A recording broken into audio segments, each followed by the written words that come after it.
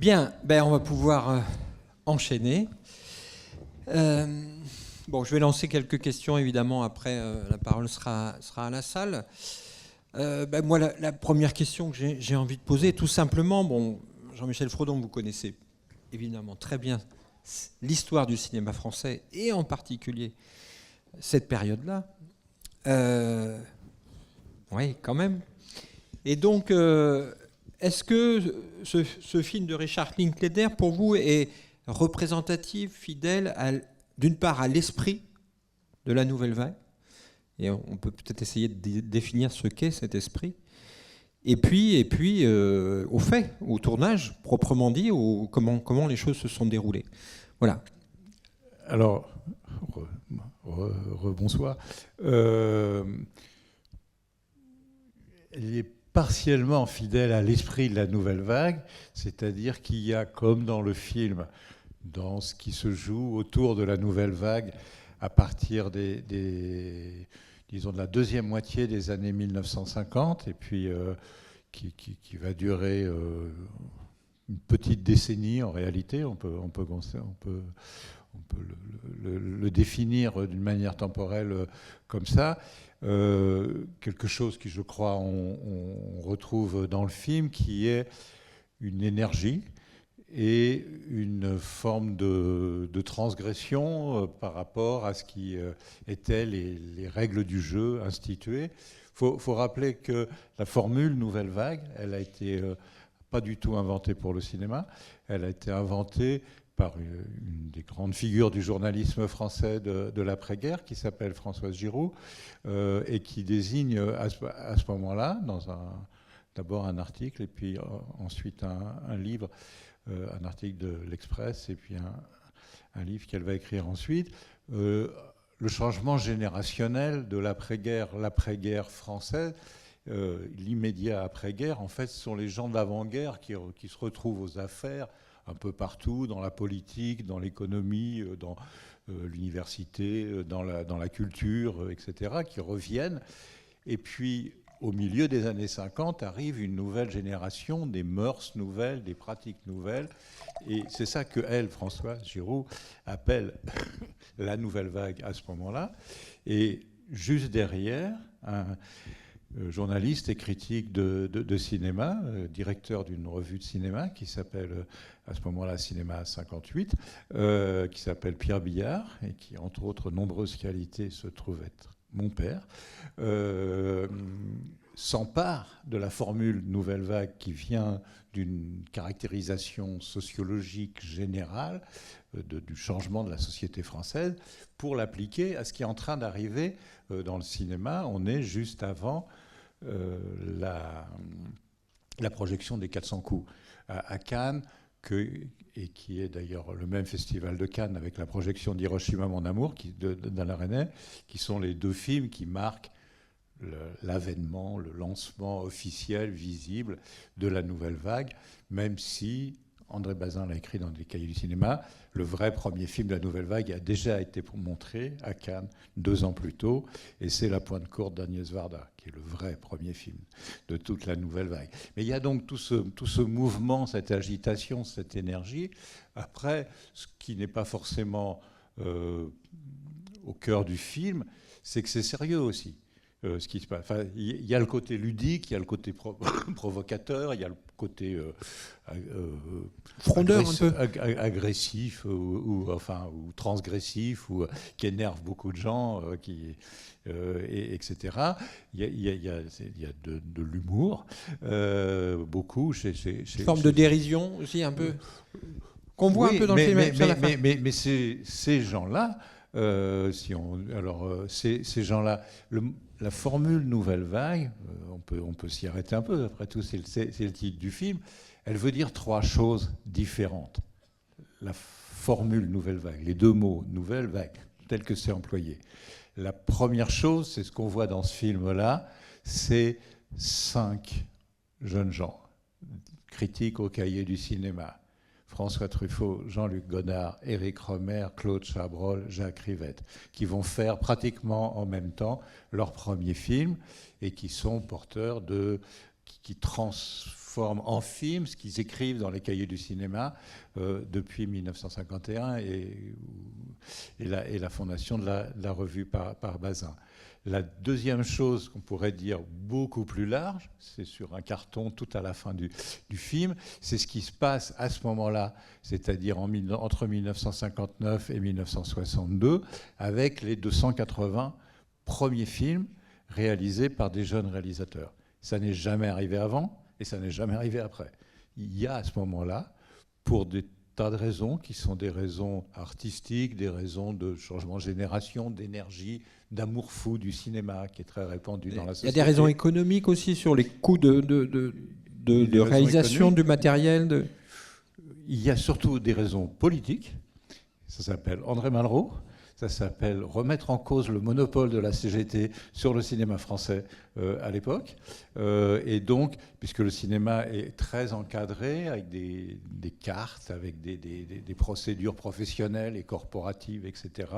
Et les gens des cahiers, entre autres, pas que eux, ils disent nous, on voulait faire des films, on n'avait pas le droit. Et à cette époque-là, il faut comprendre qu'un jeune cinéaste, ça n'existe pas.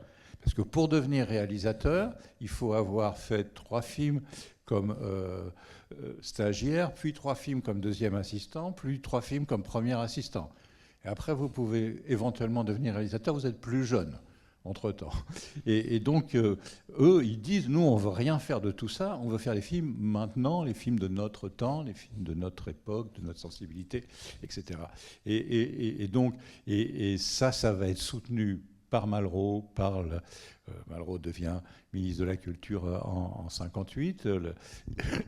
Il prend le contrôle du Centre national du cinéma, qui avant relevait du ministère de l'Industrie, en 1959, et ils ouvrent les portes à des jeunes gens qui n'avaient pas le droit de faire des films, qui n'avaient pas le droit d'être réalisateurs, et s'engouffre toute une génération, donc les 200 et je ne sais pas combien, il y a un numéro célèbre des cahiers du cinéma de décembre 1962 avec Elio Philippine en couverture, où il y a un dictionnaire de tous ces gens-là. 85% ne feront jamais de deuxième film. 20% qui restent feront des films, auront une carrière connue de réalisateurs conformistes qui n'avaient rien de nouvelle vague au sens artistique, qui étaient juste jeunes et qui commençaient. C'était leur seule dimension de nouveauté. Et puis, il reste les 5%, ceux-là dont on vient voir, et dont les 5 jeunes gens des cahiers, et quelques autres qui sont aussi, à mon avis, à égalité la nouvelle vague dans ce qu'elle a de plus intéressant, c'est-à-dire de réinvention du cinéma, et qui s'appellent Alain Resnais, Agnès Varda, Chris Marker, Jacques Demy, un peu plus tard Jacques Rosier, Jean Eustache. Voilà, j'allais y venir. Jean Eustache un peu plus tard, quelques années plus tard. Encore un peu après, Philippe Garrel, etc. Et bon, il y a une continuation de cet esprit-là, mais c'est une toute petite partie du mouvement générationnel, sociologique, qui se passe à ce moment-là. Donc on a ces couches-là qui se superposent, la dimension artistique, inventive, extraordinairement créative, de gens qui, contrairement à ce qu'on dit, et souvent à l'époque, et même ce qu'on continue de croire aujourd'hui, ne se ressemblent pas entre eux. La nouvelle vague, c'est pas un style, c'est pas comme l'impressionnisme. Vous voyez un tableau, vous dites, ah, ça c'est un tableau impressionniste, je reconnais, je sais à quoi ça se voit. Un film, les films nouvelle vague, vous voyez un film de Resnais, vous voyez un film de Godard, vous voyez très vite un film de Truffaut, ce sont des films différents. Ce qu'ils ont en commun, c'est la liberté. Ce qu'ils ont en commun, c'est un esprit irrévérencieux qui remet en question les codes. Après, Chabrol va faire un cinéma qui reste de la nouvelle vague à sa manière, complètement différent de ce que va faire Jacques Rivette, complètement différent de ce que va faire Éric Rohmer. Et donc, la nouvelle vague, c'est cet esprit d'invention, de liberté, de non-respect des codes établis par l'industrie qui mélange un peu une tradition française qui a à voir beaucoup avec une idée de la culture en France, du romanesque, de l'éducation nationale, qui vient de quelque chose qui s'est stabilisé, disons, sous la Troisième République, et d'Hollywood, et de mode de travail de l'industrie. Donc eux, ils picorent, hein, ils aiment des choses qui viennent de la tradition française et des choses genre Renoir, Robert Bresson, comme on voit dans le film, etc. Donc ils éliminent pas tout. Et des États-Unis, on les a appelés les Hitchcock-Hawksiens, parce qu'ils adoraient le cinéma de Hitchcock, le cinéma de Howard Hawks, et encore au moins autant, et c'est ce que fait Godard d'une certaine manière, ce dont s'inspire Godard. À ce moment-là, la série B, avec des petits polars faits à toute vitesse, avec pas forcément des grandes vedettes, etc., mais pour réénergiser ce qu'il pouvait y avoir de ronronnant ou de conformiste. Donc, et tout ça est quand même dans des rapports tendus, intenses. Là, on reste à l'intérieur du microcosme qui est lié au film, alors qu'en fait, ça se fait dans un environnement qui est hostile, pour ne pas dire haineux, qui est celui de l'industrie. C'était arrivé à Truffaut juste avant. Hein. Truffaut, il est au Festival de Cannes 1958 comme envoyé spécial des Cahiers du cinéma. Et il revient de Cannes, il écrit un article célèbre dans la revue Art, puisqu'ils écrivent et dans les Cahiers et dans une autre revue Art, qu'on voit d'ailleurs à l'écran à un moment, un article qui s'appelle « Le cinéma crève sous les fausses valeurs », à la suite de quoi le Festival de Cannes publie un communiqué. M. Truffaut est interdit de séjour à partir d'aujourd'hui au Festival de Cannes et il n'y reviendra jamais. L'année suivante, il y revient, mais pas comme critique et journaliste, mais comme cinéaste, et il triomphe donc avec Les 400 coups, en ayant montré juste avant à la Fédération française des ciné-clubs que préside Jacques Becker, Les 400 coups, juste avant Cannes, et il le montre, les gens y vont pour le lyncher. Tout le monde déteste Truffaut à ce moment-là. Et quand le 400 coups se termine, Jacques Becker se lève, applaudit et convainc tout le monde que c'est un grand cinéaste qui vient d'apparaître et qu'il faut bouger, qu'il faut changer. Donc on est dans des environnements pas paisibles et qui ne se limitent pas aux angoisses de Georges de Beauregard, qui sont un peu qui devient le représentant de l'industrie, mais en fait Beauregard, il est plutôt c'est la frange la plus ouverte à des expériences et à des trucs un petit peu bizarres et dans les marges par rapport au fonctionnement de l'industrie du cinéma français de l'époque, qui n'est pas raconté dans le film. Donc oui, ça décrit le microcosme directement lié à la réalisation d'À bout de souffle, mais dans un contexte qui était plus... Et donc, là, par rapport à votre connaissance justement de ce tournage, est-ce qu'on a le sentiment, en voyant tous les intertitres, les dialogues, etc., que tout a été minutieusement reconstitué, les plans, les séquences, etc., les lieux de tournage Alors, je vais prendre un exemple pour essayer de faire comprendre combien à la fois c'est juste et en même temps c'est pas exact au sens... On est à Pessac, le lieu du festival du film d'histoire, donc on respecte c'est pas un film d'historien qu'a fait Linklater. C'est un film d'amoureux. C'est un film d'amoureux. Il y a une image qui, pour moi, et peut-être, et j'espère pour beaucoup d'autres, qui est très émouvante dans le film, où pendant le festival de Cannes se reflète sur les lunettes de Jean-Luc Godard la dernière image des 400 coups lors de la projection au Festival de Cannes. Ça n'a jamais existé. Godard n'était pas à Cannes au moment de la projection des 400 coups au Festival de Cannes. Et tout ce qui se joue à ce moment-là dans le film bricole, tricote, fait du cinéma, et c'est très bien. Et encore une fois, c'est pas du tout des reproches à Linklater, ils ont fait un très bon travail. La réalité, c'est que Godard est resté à Paris, il entend parler du succès. Donc le film de François Truffaut est projeté le 4 mai 1959, est triomphal. Godard rencontre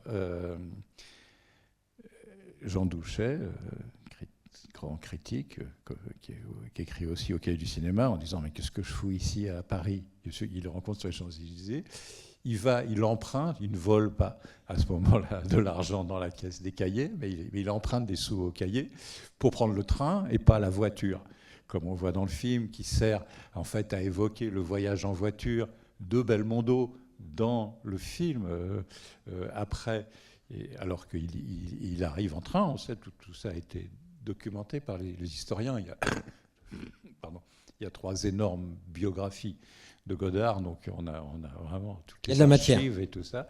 Et donc il arrive le 7 mai 59.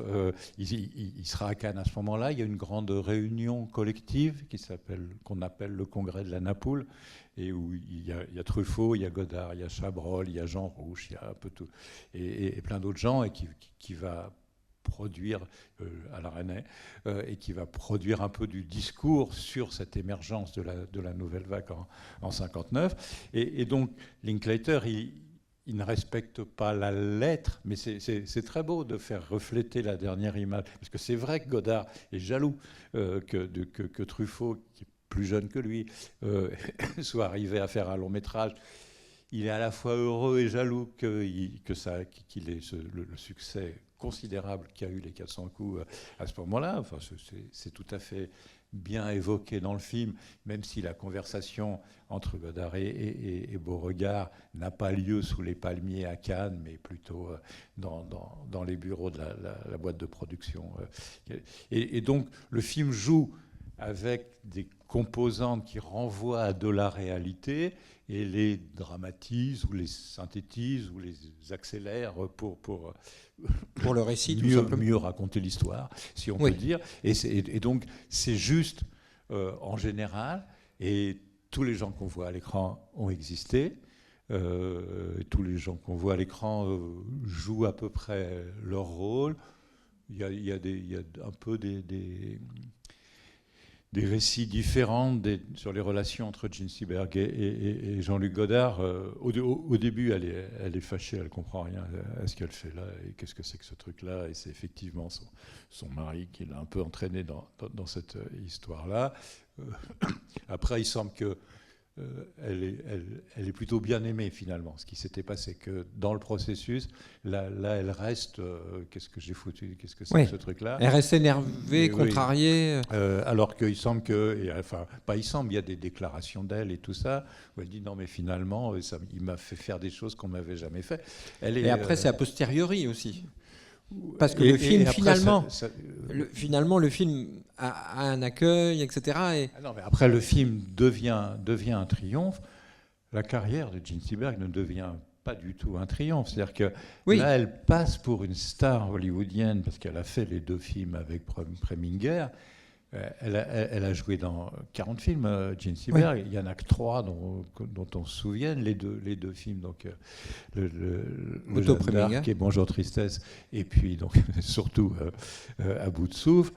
Les autres, pas grand monde s'en souvient, ce qui est un peu injuste. C'est une personnalité très intéressante, Jean Seberg, et puis qui va être ensuite persécutée par le FBI américain à cause de ça. Sa proximité avec les Black Panthers, mais la carrière de Jean Seberg, elle est à son sommet en réalité à ce moment-là, même si elle le sait pas, et elle le sait mieux qu'on ne le voit dans le film. Pour moi, c'est un micro décalage, disons, que j'aurais envie de pointer, mais qui est très secondaire. Pour l'essentiel, c'est bien ça, même si on se met à mettre en face des faits précis ou des dates, et puis comment c'est montré dans le film, il y a tout un tas d'agencements qui servent à faire le film joyeux et vivant qu'on a vu, et c'est ça qui compte aussi. Alors, il y a le personnage de Jean-Luc Godard, quand même, qui est ambivalent, complexe, provocateur, imprévisible. souvent insupportable. Voilà. Alors, par rapport à ce qu'on sait, vous disiez qu'il y avait 3 biographies quand même de Jean-Luc Godard, donc et puis il a fait beaucoup de déclarations, écrit beaucoup de choses. Voilà. Est-ce que vous considérez que sa représentation est équilibrée Moi, je pense que ça ne rend pas du tout justice, y compris à ce qu'est Godard à ce moment-là. D'abord, ce qu'est Godard à ce moment-là, c'est l'auteur d'un considérable travail critique, réflexif de pensée du cinéma, publié principalement dans les cahiers et secondairement dans la revue Art. Là, on a un peu l'impression d'un zigoto à la fois prétentieux, etc., qu'il est. Qui joue un personnage qui est aussi un grand angoissé, qui est aussi un timide, qui a la trouille terriblement de qu'est-ce qu'il a à faire et qui est sa vie, c'est vraiment dans le film, il me semble, un amoureux fou du cinéma. C'est quelqu'un qui a un rapport. Il y a parmi les jours où il n'a pas tourné, il y a un jour où il n'est pas là parce qu'en fait il a fait un aller-retour, ce qui était plus compliqué à l'époque qu'aujourd'hui, à Rome, dans la journée et la nuit pour assister à la première de Général de la Rovere et de Rossellini, tellement il admire et il vénère Rossellini alors qu'il est en train de tourner son propre film, quoi. Et donc c'est quelqu'un qui est... Il y a énormément de sincérité, énormément de roublardise, du côté pénible, ouais, si on veut, enfin, ou pas sympa, etc. Il est brillantissime. Parce que là, c'est montré, et tant mieux, moi, je pense que Linklater et les scénaristes et les dialoguistes, Michel Halberstadt et comment elle Laetitia Masson. Michel Albert, elles sont 2 dialogues. C'est Laetitia Masson. C'est Laetitia Masson. Et Laetitia Masson qu'on fait les dialogues. Elles ont bien fait de jouer sur le côté un peu gonflant des citations tout le temps. Mais les citations, elles viennent d'une érudition. C'est un type qui lisait 2 livres par jour depuis qu'il avait 14 ans. On a vu, il y a eu une magnifique exposition à Porto cet été. Les poèmes qu'il écrivait, les tableaux qu'il peignait, adolescent et trucs comme ça. C'est un personnage qui est quand même habité par des choses pas banales, pas médiocres, etc. Et qui en même temps pouvait être horriblement casse-pied, tricheur. Il y a tout ça. Et je trouve que c'est bien. Après, ce qui est surtout bien, c'est que le film ne soit jamais dans une espèce de révérence et qui ne construise pas une espèce de statue en marbre de Jean-Luc Godard. Jean-Luc Godard, si ce mot veut dire quelque chose, est un génie. Le mieux qu'on puisse faire à son propos, c'est de ne pas faire des génuflexions devant une statue, mais de regarder ses films, de les aimer, de ne pas les aimer, de discuter, d'être pas d'accord entre nous, de ne pas comprendre la même chose, etc. Mais de le garder vivant. Et pour moi, le film le garde vivant, y compris dans tous les aspects péjoratifs ou ridicules. Et il est resté comme ça toute sa vie, parce que moi, je l'ai beaucoup fréquenté bien après, évidemment, et il était casse-pied, malhonnête, magnifique, sportif. C'est un immense sportif. Là, on l'entrevoit une fois marcher sur les mains, ce qu'il a fait à de nombreuses reprises, mais c'est un grand nageur, un grand tennisman. C'est une figure riche et complexe, quoi. Alors, dans l'histoire du cinéma, les tensions qu'il peut y avoir avec un réalisateur et ses acteurs, bon, ça c'est quand même quelque chose qui est assez récurrent. Avec le producteur aussi, mais là quand même, qui se castagne dans un café devant tout le monde, c'est quand même pas si fréquent que ça. Non, ça a eu lieu, on connaît le café, ouais. la Belle Ferronnière, rue François 1er à Paris. Oui, je suis sur la gueule, comme on dit. C'est de mémoire, alors je ne sais plus si c'est Rician ou enfin un des gens qu'on finit par les séparer. Il faut comprendre de ce point de vue-là Beauregard est aux abois. Le film dont on voit les toutes dernières images au début, La passe du diable, mais surtout le film d'après, qui est aussi adapté de Pierre Loti, pour lequel Beauregard avait essayé d'embaucher Godard, qui d'ailleurs a écrit quelques dialogues qui s'appellent, de mémoire, pour ne tromper, Les pêcheurs de Concarneau, a été un échec total. C'est un petit producteur, hein, Georges de Beauregard, à l'époque. C'est pas un gros patron plein aux as. Et il a paumé sa chemise sur le film d'avant. Il est au bord de la faillite. Il se lance à cause, effectivement, du buzz favorable autour des 400 coups surtout, et des 2 films de Chabrol qui ont eu aussi attiré, Le Beau Serge et Les Cousins, qui ont aussi attiré l'attention, de la bienveillance, qui ont été des succès relatifs, mais qui avaient tellement coûté pas cher que ça, c'était rentable, même si ce n'est pas du tout des triomphes commerciaux pour les films de Chabrol. Et donc, il se lance dans cette affaire un peu pour sauver sa peau financièrement et sauver sa boîte, sa société. Et donc, il est à cran, Beauregard, parce qu'il est au bord de la faillite lui-même. Il ne comprend rien à ce que fabrique cet Olybrius, qui arrête le tournage à 11h du matin, après avoir tourné qu'une heure et demie, qui vient sur et puis qui dit qui dit aujourd'hui j'ai pas d'idée, on tourne pas. Quand ils se sont battus, c'est comme c'est raconté dans le film, il dit j'ai mangé une mauvaise pizza hier soir, je suis malade, et Beauregard tombe sur lui au bistrot, là, à la belle ferronnière, et là il lui dit ce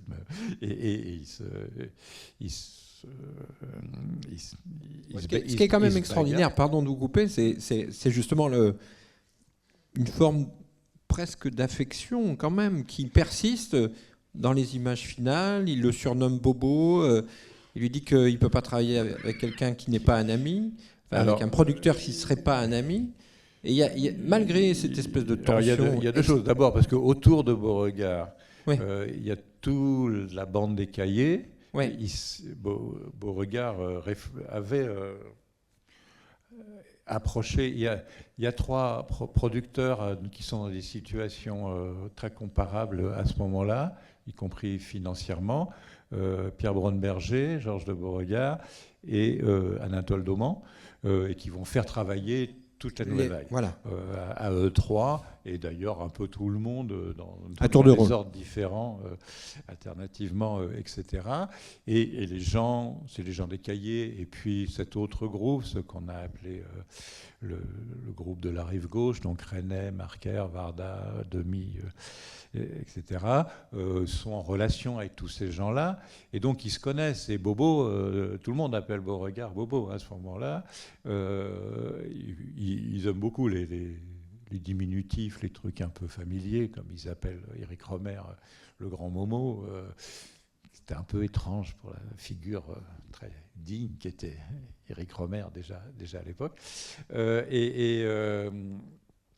Et donc il y a cette relation où Beauregard, qui est un type très brillant, hein, par ailleurs, il est aux abois, il est hyper angoissé de ce qui est en train de se passer, et en même temps, il n'est pas du tout insensible ou indifférent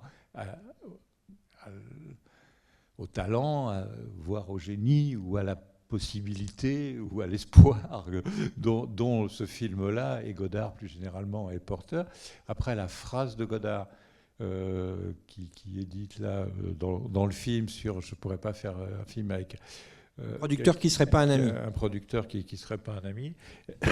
C'est quelque chose que Godard a dit et redit très longtemps, et il aura souvent raconté qu'il aura passé sa vie à chercher un interlocuteur alors il prenait toujours la métaphore des frères Lumière pour dire faut être deux pour faire du cinéma, tout seul on peut pas, c'est trop solitaire, c'est trop dur et tout ça. Et moi j'ai besoin, et ça ira jusqu'à des gens comme Sard ou des gens comme ça, comme être des partenaires avec qui s'empoignera et avec qui il y aura des rapports toujours compliqués, mais néanmoins l'idée qu'on ne fait pas du cinéma tout seul. Et ça Godard en a toujours été... il incarne l'idée d'auteur plus que quiconque, mais en même temps, l'auteur n'est pas seul, quoi. Alors, par rapport à... On parlait des années, fin des années 50, début des années 60, on parlait de Jean Eustache tout à l'heure, lui il démarre un peu plus tard, mais si on va de l'autre côté des Alpes, c'est la Dolce Vita avec Fellini, c'est l'Aventura avec Antonioni, c'est Visconti, Bolognini, enfin il y a aussi de l'autre côté des Alpes une vitalité, quand on y repense, assez impressionnante. Qu'est-ce qui fait que finalement on peut englober cette vitalité française sous un vocable, sous une dynamique, et qu'en Italie, il y a aussi des génies du cinéma et qui ont laissé une trace extraordinaire, mais on a le sentiment que c'est des individualités et qu'il n'y a pas un mouvement collectif comme il y a en France. Est-ce que c'est une erreur de dire ça ou pas ? Alors, le mouvement collectif en Italie, il a déjà eu lieu. Le néo-réalisme. C'est le néo-réalisme au sortir de la Deuxième Guerre mondiale. Le néo-réalisme, c'est un mouvement qui, dans une large mesure, existe à cause de la France, et notamment d'André Bazin et des gens des cahiers du cinéma, qui identifient comme néo-réaliste, ou plutôt ce qu'ils vont définir comme le néo-réalisme. Le mot néo-réalisme existait, il existait même depuis le milieu des années 30 en Italie, mais Bazin le réemploie, et qui est la matrice du génie du cinéma italien, c'est tout à fait exact. Non, mais du génie qui habite le cinéma italien dans sa globalité, de l'après-guerre, et qui après va se manifester avec une matrice, on peut dire relativement commune, même si ça a des limites, de l'immédiat après-guerre. Le néoréalisme, et qui après va donner Antonioni, Fellini, Visconti, Pasolini, et donc des gens qui font du cinéma de manière significativement différente, ils viennent tous de cette matrice-là, qui annonce ou préfigure ce qui se passe en France à ce moment-là, sachant que la nouvelle vague française qui existe, ça veut dire quelque chose, c'est pas du tout un abus de langage ou une imposture, mais ce qui est impressionnant et passionnant, c'est que ça va devenir le modèle et la formule pour le monde entier. On va parler des nouvelles vagues et des choses comme ça, alors qu'il y a une nouvelle vague aux États-Unis qui a commencé dès le milieu des années 50. Il y a une nouvelle vague au Brésil qui commence avant. Le début du cinéma novo, c'est 1957, avec Rio Zona Norte de Nelson Pereira dos Santos. Il y a une nouvelle vague en Angleterre avec les Angry Young Men, qui a aussi déjà commencé, mais c'est en France, parce qu'il y a ce rapport au cinéma propre à la France, qui est accompagné par la critique, par le Centre national du cinéma, par tout un tas de dispositifs qui relaient, qui stabilisent, qui émettent des signaux dans le monde. Il y a au Japon. Là, il faudrait dire les modernités du cinéma, les basculements modernes, ils arrivent en fait autour de cette période-là et dans des chronologies qui ne sont pas forcément... Enfin, en tout cas, ce n'est pas les Français les premiers, forcément. On peut dire que c'est les Italiens, dans une certaine mesure. Mais les Japonais n'ont attendu personne, les Brésiliens n'ont attendu personne, les Américains non plus, etc. Mais c'est autour de l'exemple français, et les Brésiliens comme les Japonais vont dire « Nous aussi, on est la nouvelle vague de notre pays, comme les Français ». Et que les Français vont se mettre à faire modèle pour le monde entier. Arrivent un peu après plutôt les Allemands, à partir qu'on appelle le manifeste d'Oberhausen en 1962, et il y aura Fassbinder, Herzog, Wenders, etc. Et on va le retrouver dans les pays de l'Est aussi. En Tchécoslovaquie. En Tchécoslovaquie, en Pologne, en Hongrie, même en Union soviétique pendant le dégel khrouchtchevien. Donc il y a des formes de remise en question des codes établis qui sont à la fois artistiques et politiques et sociétaux, de comportement des gens, avec beaucoup, une des grandes composantes qui traverse beaucoup de tout ça, c'est l'apparition de la jeunesse, l'apparition de les jeunes, ça, c'était pas intéressant, les jeunes, jusqu'en 1955. C'était pas une catégorie sociale qui comptait. Il y avait des classes sociales, il y avait des caractéristiques. La montée en puissance de la jeunesse en tant que force sociale et économique, qui est très liée notamment à la culture populaire américaine, ça a à voir avec le rock'n'roll, ça a à voir avec le port des blue jeans, ça a à voir avec, et puis ça a à voir avec d'autres relations avec la musique, au sens large, oui. Bien sûr, mais aussi les rapports familiaux, les rapports, etc. Tous ces éléments-là trouvent des traductions, et après on va les trouver.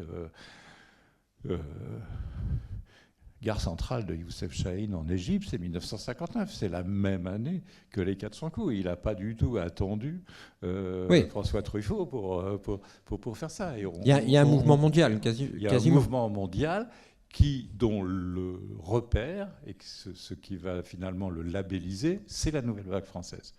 Et il y a ce jeu-là qui a à voir avec la place qu'on peut dire jusqu'à aujourd'hui, pas forcément duré, la France a occupé dans le cinéma mondial comme étant le pays où on met en valeur des choses concernant le cinéma de manière plus systématique, appliquée et portée dans la lumière que n'importe où ailleurs dans le monde. Alors, la scène finale avant la toute fin, la scène sur le montage, le dialogue entre Jean-Luc Godard et ses deux monteuses, peut-être résume assez bien ces partis pris de Jean-Luc Godard, qui est de dire on change, parce que ces deux monteuses lui disent mais ça va faire saccadé, ça va faire bizarre, les gens vont être surpris, vont être décontenancés, etc. Il dit non, justement, on va faire comme Einstein, etc. On va casser tout ça, on va prendre que ce qui est meilleur, etc. Donc là, on a effectivement le sentiment qu'il a un parti pris stylistique, narratif, de montage, qui change la narration. Et c'est vrai qu'avec le recul, vous le disiez tout à l'heure en introduction, mais ça fait déjà 65 ans maintenant.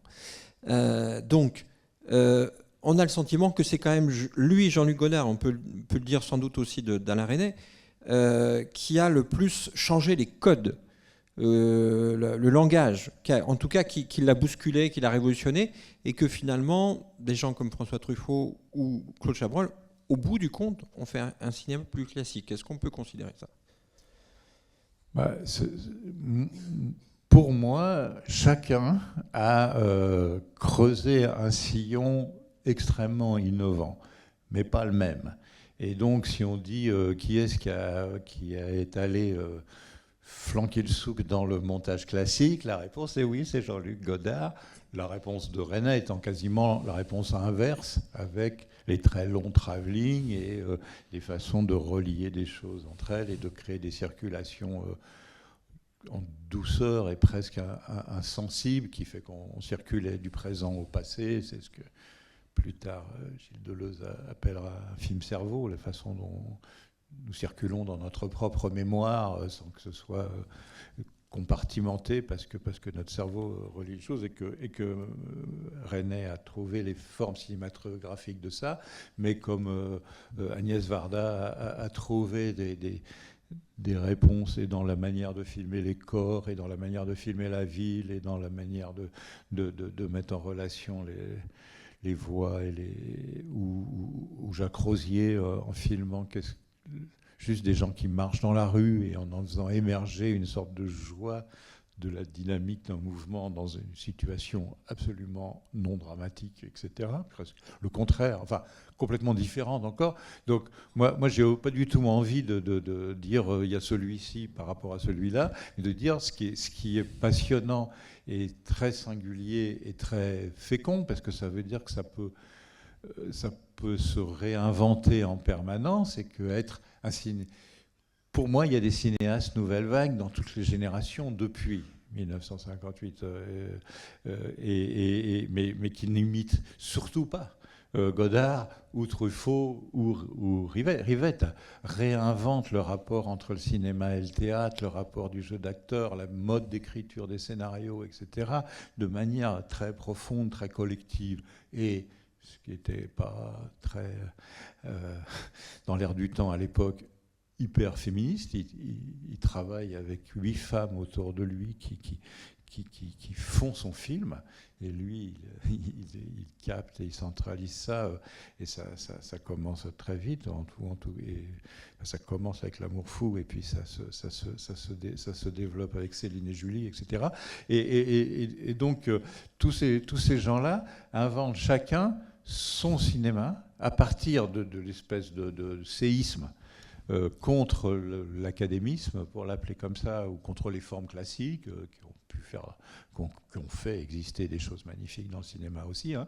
Mais ils disent il y a plein d'autres possibilités que celle-là, et à partir de là, chacun va dans une direction différente. Donc oui, le travail sur le montage, ce qu'on appelle donc le jump cut, hein, de couper, il y a un plan qui va de là à là, et au lieu de couper le début ou la fin, on coupe le milieu, on saute au milieu du plan. C'est plutôt attribué à Godard, comme toujours dans ces cas-là, d'autres gens l'avaient fait avant, mais c'est là qu'on le repère. C'est lui qui le fait de manière et puis plus, que ça forte. produit des effets nouveaux, qu'en fait il avait déjà fait, parce qu'il a 2 monteuses, l'une de ces 2 monteuses, qui est une femme absolument remarquable, qui s'appelle Cécile de Cugis, qui finira en prison pour avoir aidé le FLN algérien, était déjà la monteuse des courts-métrages de Godard, les 2 courts-métrages d'avant, où ils avaient déjà travaillé un peu sur ces trucs-là. Donc là, dans le film, Linklater... elle fait comme si elle découvrait alors qu'elle connaît déjà. lui fait dire un peu les objections à un truc qu'en fait elle connaît très bien, et elle est très partante, et elle convainc dans la vraie histoire, c'est elle qui convainc l'autre monteuse que de le faire. On va faire des trucs comme ça, tu vas voir, ça va être plutôt mieux que le truc de base. Donc sur ce dispositif narratif très particulier du jump cut, oui, c'est plutôt Godard à ce moment-là. Après, on va retrouver des inventions de montage beaucoup plus extravagantes dans les films qui suivent, de Godard et de bien d'autres, mais notamment de Godard, si on pense à 2 ou 3 choses que je sais d'elle, enfin, même pour rester dans les années 60, il y a des ruptures, des perturbation du fil narratif autrement, ou Une femme mariée, ou des films comme ça. Mais pour moi, chacun a exploré sa voie d'inventivité et y est resté fidèle. Et c'est ça qui va être après impressionnant, parce qu'on a ce moment matriciel à hauteur de 58, 59, 60. 20 ans, 30 ans après, Godard, 45 ans, 50 ans après, c'est toujours un cinéaste nouvelle vague. Le Godard du livre d'images, son dernier film, c'est la suite de À bout de souffle. Et il n'a jamais arrêté. Et donc, oui, il y a un moment nouvelle vague. Ce qui est dit à la fin, hein, c'est que... Alors, est-ce qu'il y a des questions, réactions dans la salle? Ici, oui, 3e rang.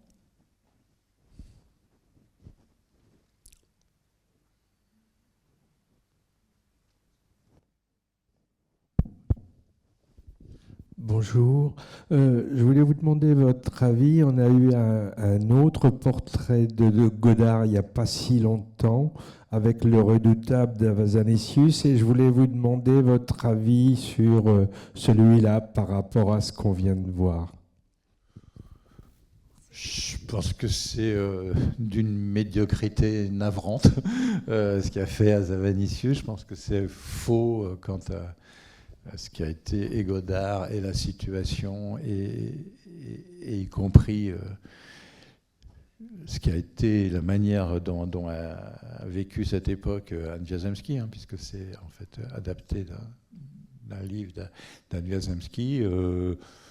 Pour moi, voilà, ça a le mérite d'être clair. À laisser de côté, quoi. Alors, une autre question ici. Oui, il y a un personnage amusant et attachant dans le film, c'est Raoul, le caméraman. Est-ce que quelqu'un d'important qui a tourné longtemps avec Godard, ou c'est très anecdotique? Non, pas du tout anecdotique. Raoul Godard, c'est quelqu'un de passionnant. C'est quelqu'un qui, à la Libération, très jeune, s'engage dans l'armée française et se retrouve en Indochine, où en fait il devient photographe aux armées, qui va travailler là-bas pendant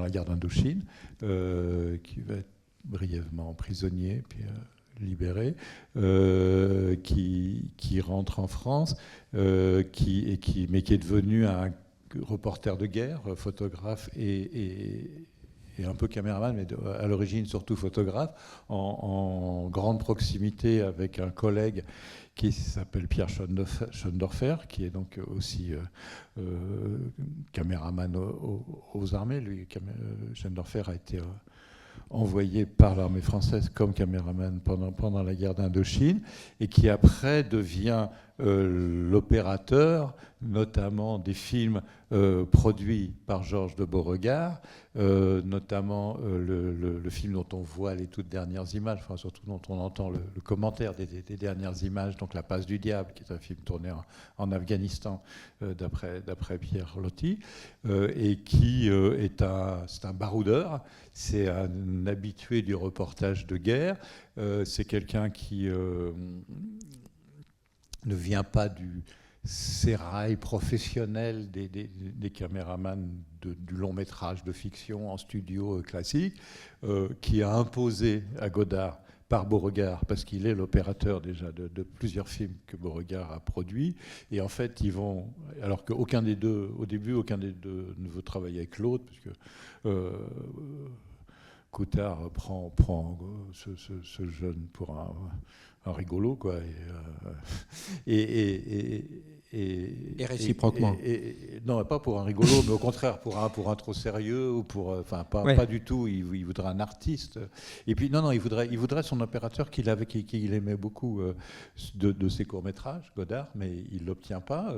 Beauregard lui impose Coutard, et en fait ils vont hyper bien s'entendre, et il va être l'opérateur notamment de tous les films de Godard jusqu'en 1967, c'est-à-dire ça fait une douzaine de films majeurs dont Raoul c'est Raoul Coutard qu'on voit sur le générique de l'émission. C'est lui qu'on voit au début du Mépris, derrière la grosse caméra, entre autres. Mais avec le plan fameux où la caméra s'approche de la caméra, s'approche de nous. Et il a écrit un très beau livre qui raconte toute sa vie de chef opérateur. Raoul Coutard s'appelle l'impératrice Wong, je ne sais plus quoi, il a un titre bizarre, je ne vais pas retrouver le titre exact. Mais c'est un type passionnant, avec une histoire importante déjà avant à bout de souffle, et puis une longue histoire notamment liée parce que en fait ils vont adorer, ils vont s'entendre hyper bien, ça on le pressent dans le film, et après, et comme Godard veut que faire des choses que personne ne fait, des trucs bizarres et tout, y compris je sais pas, vous avez peut-être remarqué dans les trucs qu'il y a dans le film qui ne sont pas vrais, évidemment, historiquement. Et quand ils apprennent à danser le Madison, qui est en fait une scène célèbre de Bande à part, où Anna Karina danse avec Brasseur et Sami Frey, et qui fait partie de ces tournages à l'arrache, comme du reportage de guerre. Enfin, il disait déjà à l'époque, à propos d'À bout de souffle, je veux tourner une histoire d'amour comme un comme un reportage de guerre. Et en fait, avec Cottard, il a le bon personnage pour faire ça, et ils se sont très bien entendus. Par contre, tous les trucs un peu techniques qui sont dans le film sur la pellicule Ilford, pellicule photo dont ils ont collé les bobines pour en faire de la pellicule cinéma, le Caméflex, donc cette caméra hyper légère que Cottard maîtrise très bien, parce que c'est ça qu'il utilisait comme reporter de guerre, ou le fauteuil roulant, etc. Tout ça, c'est vraiment des choses qu'ils ont bricolées sur place et qu'ils ont adoré, en fait, tous les deux, quoi. Alors, est-ce qu'il y a une autre question? Oui, ici.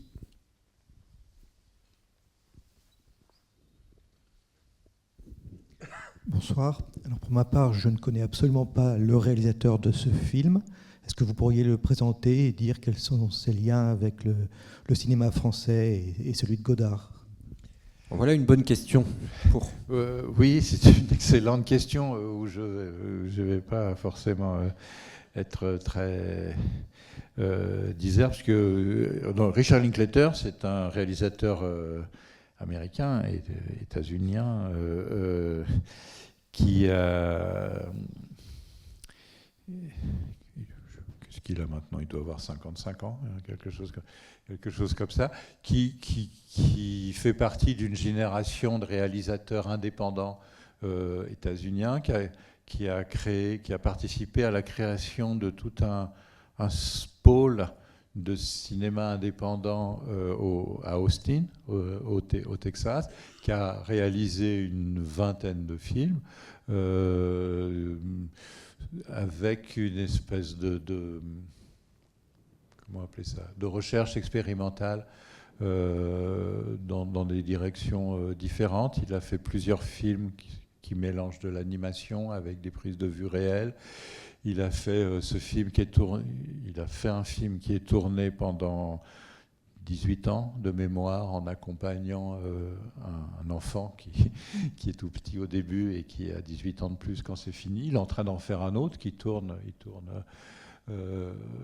un film qui doit se terminer en 2035 en ce moment.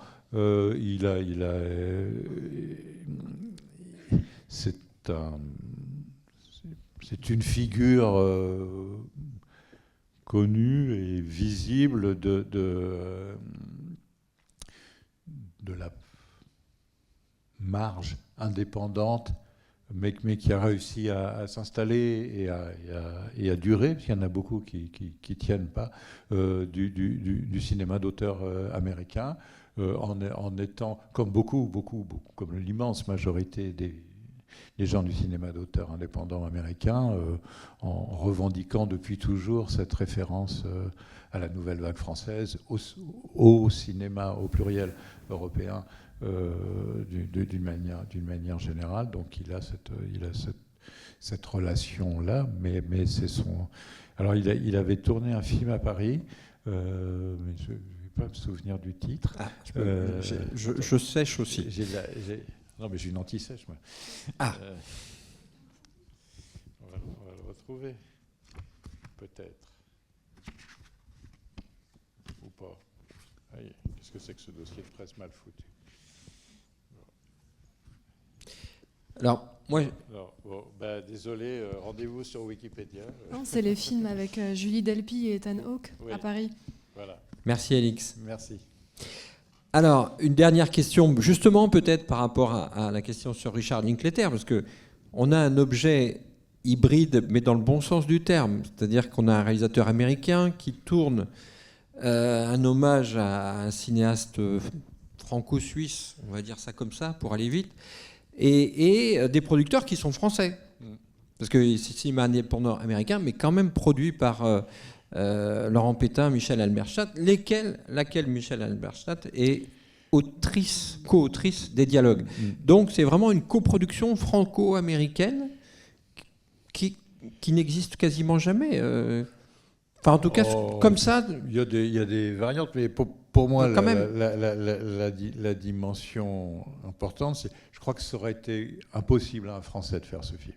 Et que c'est important. C'est un film français, tous les acteurs sont français. L'histoire, Jean-Luc Godard est franco-suisse, mais À bout de souffle est un film français, est un film fait par quelqu'un qui vit en France, tourné en France avec des acteurs français. Enfin, il n'y a pas de malentendu sur la nationalité du film, et on pourrait dire sur la nationalité de Godard à ce moment-là.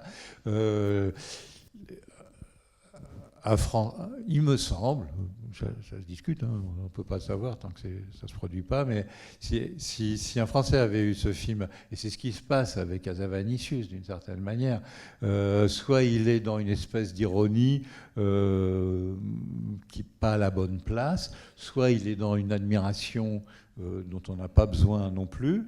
Le fait que ce soit fait par un étranger, ça aurait pu être un Italien ou un Japonais, mais que ce fait par un étranger rend possible d'une certaine manière cette liberté d'être un étranger fou d'amour pour Godard, et en particulier pour ce film-là, et ce que ça représente pour le cinéma, etc., mais qui peut en sourire et qui n'a de compte à rendre à personne d'une certaine manière, ni à ceux qui n'aiment pas Godard, ni à ceux qui l'admirent au risque de le figer, et que du coup, moi, j'adore ce film, je trouve qu'il est exactement à la bonne place et qu'il est juste par rapport à Godard, sachant que Linklater ne se prend absolument pas pour Jean-Luc Godard et que, fort heureusement, il n'essaye pas de faire du Godard, mais il joue avec des choses que nous aura laissé Jean-Luc Godard, dont nous avons toujours l'usage, et il se passe il y a des expositions, des éditions, du travail académique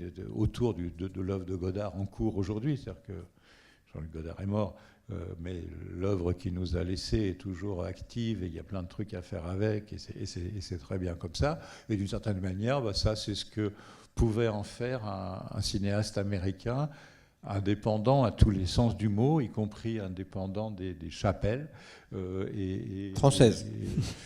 Oui, de toutes les chapelles, et rieur avec cet héritage magnifique qu'est Jean-Luc Godard et À bout de souffle, et que c'était important qu'il soit étranger. C'était utile, c'était fécond que ça se fasse comme ça.